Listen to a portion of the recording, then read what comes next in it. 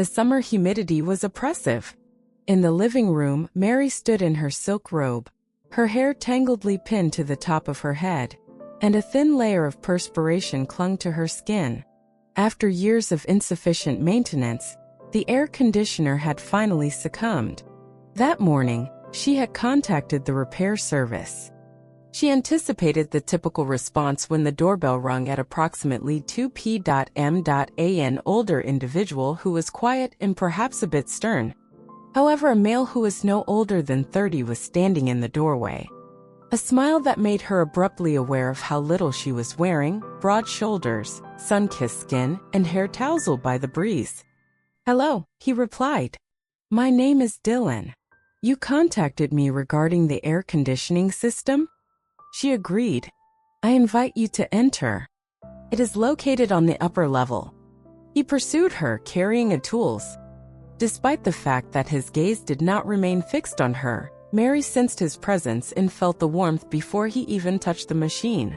Mary hovered near the kitchen, stealing glances while Dylan toiled. His clothing was affixed to his back. Like a roadmap of vitality and strength, veins moved along his arms. She had not experienced such a sense of vitality in many years. He stood and cleaned his face after an hour. Unit shot. It is possible that a replacement is necessary. However, I have a temporary solution that may be able to assist you in surviving the evening. Mary approached him and extended an offer of ice water. Their fingertips interacted. The interaction was fleeting, but it was electrifying. Their eyes were fixed. Something reckless and perilous transpired between them. And at that instant, Mary was aware that an event was imminent. Dylan stood in front of her, the golden light from the living room casting gentle shadows across her face. The satin robe adhered to her curves like a second skin, and her complexion shone in the light. The pale line of her collarbone was disclosed by a slight shift in fabric. She was unable to recall who had caressed her first. It is possible that his hand was stroking a strand of hair behind her ear, or hers, which lingered on his wrist for an excessive amount of time. The kiss was as effortless as breathing. Slow, inquiring, nearly deferential. Mary had not kissed a new person in more than 2 decades. However, Dylan's lips were not hesitant. They pressed into hers as if he had desired this from the moment he first saw her. He effortlessly lifted her and carried her upstairs. Passion had not been witnessed on the bed for years. It now trembled beneath their feet. Dylan's blouse was the first to be removed. His body was characterized by a firm stomach and a toned chest, which displayed the golden signature of sunlight. She trembled with excitement as she ran her fingertips along him, despite her shyness. She was overwhelmed by the sensation of being alive. He kissed her neck and shoulder. There was an opening in the robe. No, she did not stop him. For the first time, she expressed reluctance.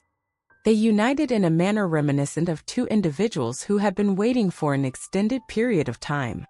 He had his hands on her everywhere. Some were tender, while others were ravenous. He moved as if he revered every aspect of her body, as if her contours were not defects but marvels. Mary wept quietly when he murmured, "You are beautiful." Such a stunning sight. She had not encountered that information in several years. Subsequently, they are entangled in bed sheets. In a quiet, reverent gesture, Dylan traced circles on her midriff. She observed the ceiling and experienced a sensation of relaxation within her. She was no longer chilled, no longer obscured. Playfully, he murmured, "I will return if there are any additional issues to address." She laughed for the first time in months. "I suspect that the air conditioning system may malfunction once more." She stood at the door, observing Dylan's figure disappear down the driveway as he departed. Then the garage door was opened. Richard was at home. Mary's body was reverberated by the weighty thud of the garage door as if it were a thunderclap. Within the hallway, she experienced a brief moment of paralysis. The sheets still emanated the fragrance of an additional individual on the upper level. She exited the room as Richard entered, after straightening her hair in the mirror and adjusting her robe. "Hello," he said nonchalantly as he placed his suitcase down. "Are you feeling well?" "Certainly," she responded with a peaceful voice. "You are home early. How's the air conditioning?" Corrected. Dylan, an individual, arrived. "Young yet meticulous." Richard nodded, his attention diverted. He declined to inquire further. Mary remained awake as he slept beside her, his back turned as it always did, later that night.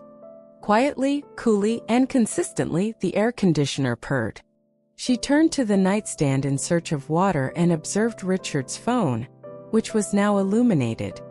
A message appeared. What was the outcome? "I am missing you. Rachel Aircool Services."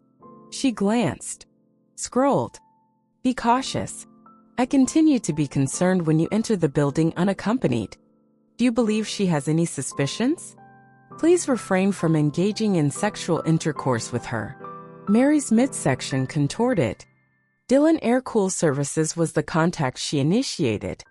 The young man from earlier that day was depicted in the profile photograph. Under the name, Richard's cousin. Discreet. Utilize as required. The room appeared to be in a state of imbalance. The heat from earlier has returned, but this time it is not motivated by desire. From a sense of humiliation. From a state of anger. From deception. She lay beside Richard, now able to discern that he had dispatched Dylan to allure her, assessing her capabilities, in order to verify which, that she continued to be appealing, or that she would be unsuccessful. She was unaware of which was more detrimental, the manipulation or its effectiveness. Richard awakened alone the following morning. The residence was excessively tranquil. The lipstick was absent, and the wine glass from last night was unaltered in the kitchen. The air conditioning unit was disassembled, leaving its components scattered like a disassembled puzzle.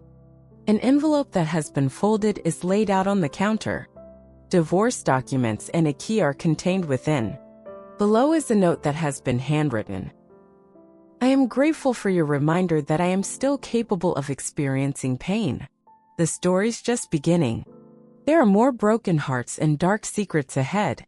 Hit like, subscribe, and keep exploring with Love Missteps."